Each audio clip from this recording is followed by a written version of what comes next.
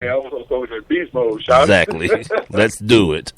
And finally, the last thing I have on my NFL offseason list, which I just found, I love when like old people start talking and just the most ridiculous things come out of their mouth.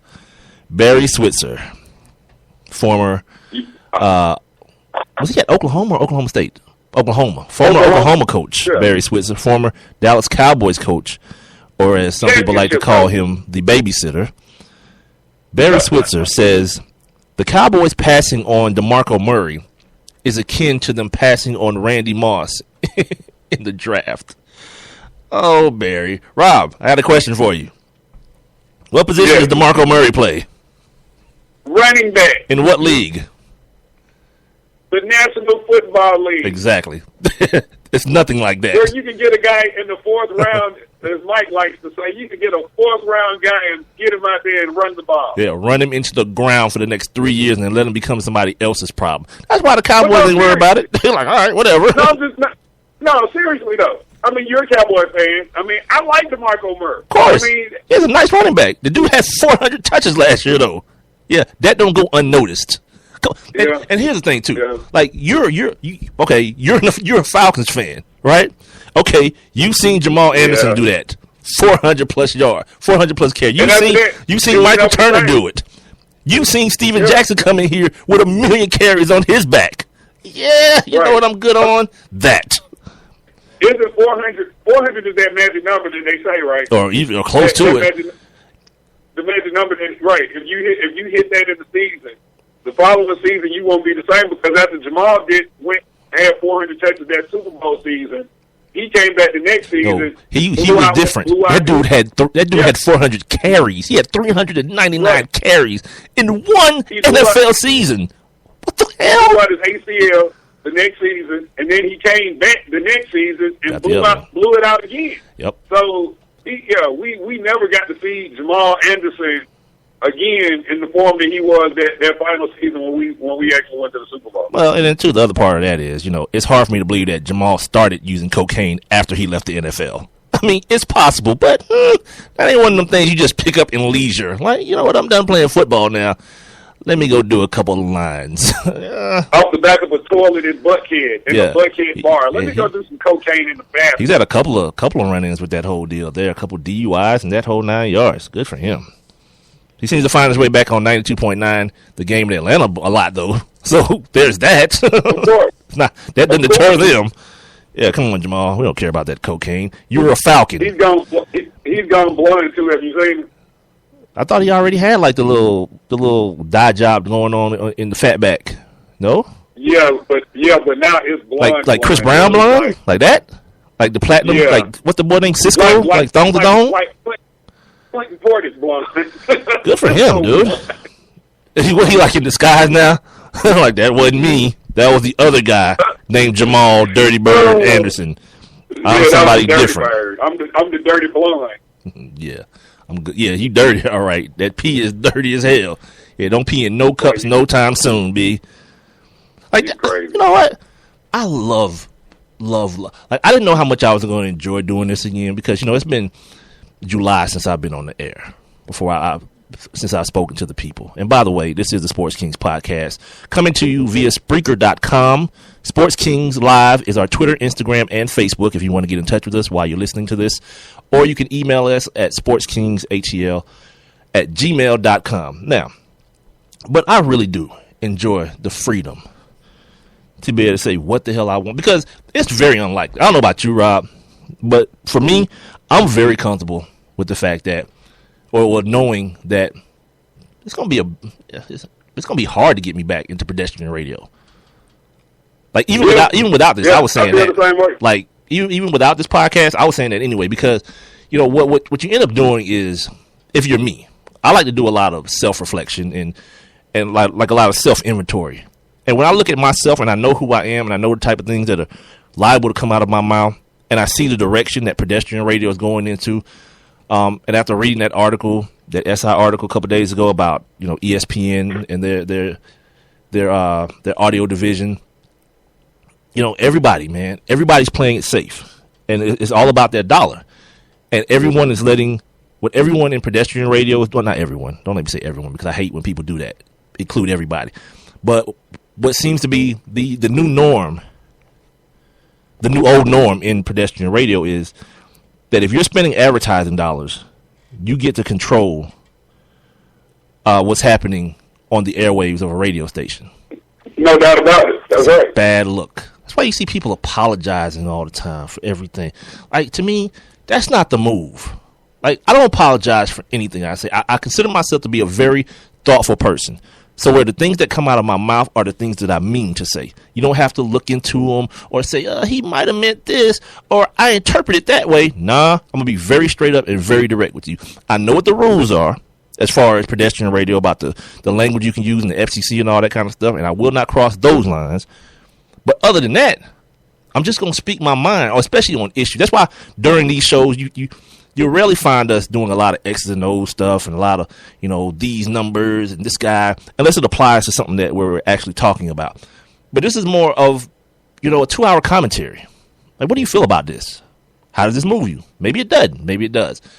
And it's an opportunity for us to verbally write an opinion column. Like, Rob's a writer. I don't do too much writing. Like, I'm about the mouthpiece.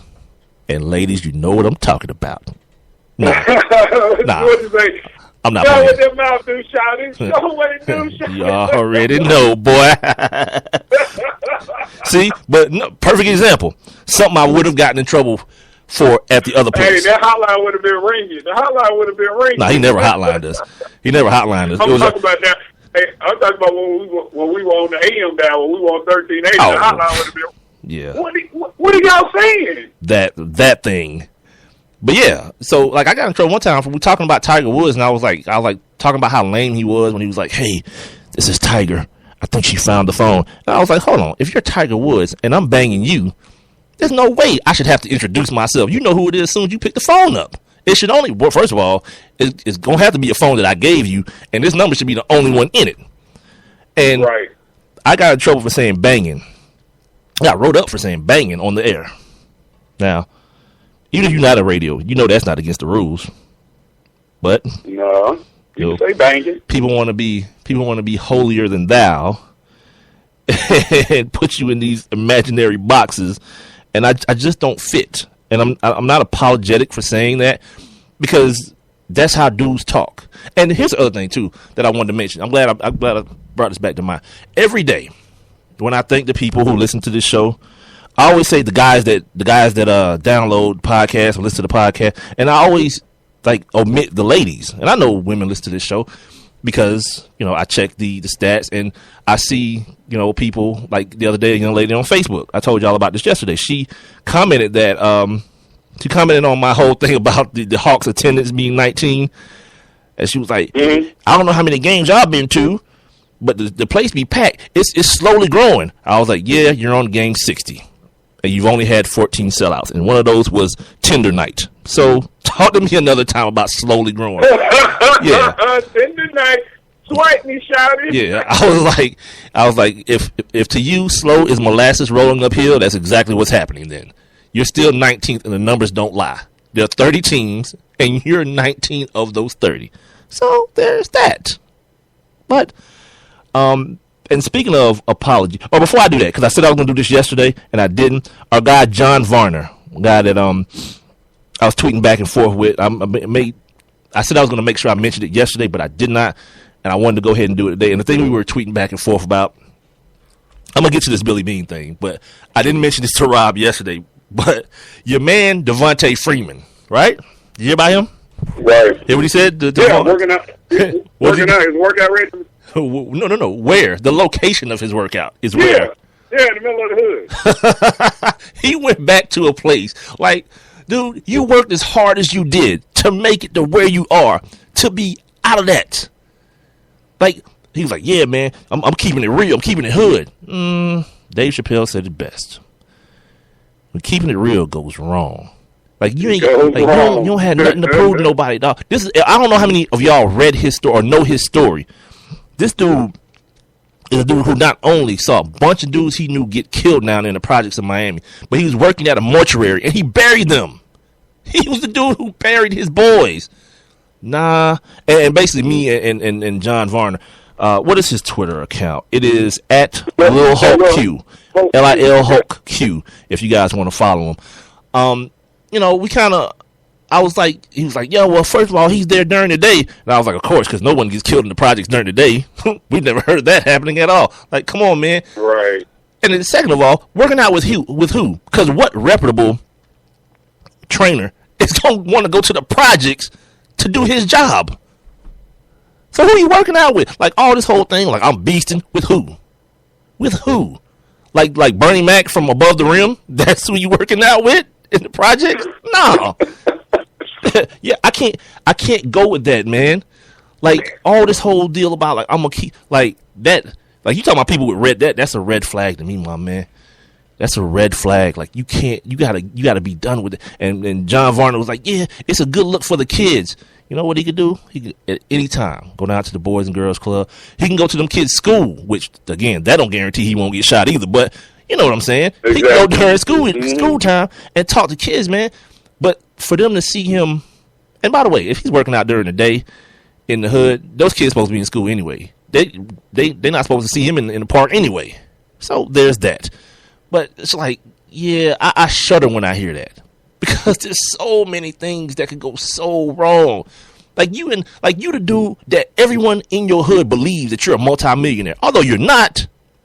Because you're, third round pick? So we talking about a couple $100,000. Like the whole deal might be worth a couple million. But you pulled in last year a couple $100,000. Which, ain't nobody sneezing at that. But come on, man. We all know those dudes. Those jealous-hearted dudes. Why? Yeah, I mean, well, you look. It's just one of those things where you have some folks that never want to say, "Oh, I ain't never left the project. I ain't never, like I'm still real. Like I ain't forget where I came from." It just might be one of those moments. No one's asking you to forget. No one's asking you to forget.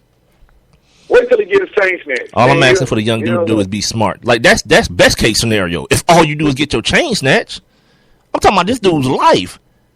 Because this is nothing to sneeze. That area where he's from, and I forget what they call it too. That area of Miami that he's from. He from the Pork and Bean? Is that where he's from? Pork and Bean Project. Yes, that ain't nothing to play with. Now I understand what you call yourself wanting to represent, but this ain't no time for that. You're a grown man now. You're professional. You're professional, man.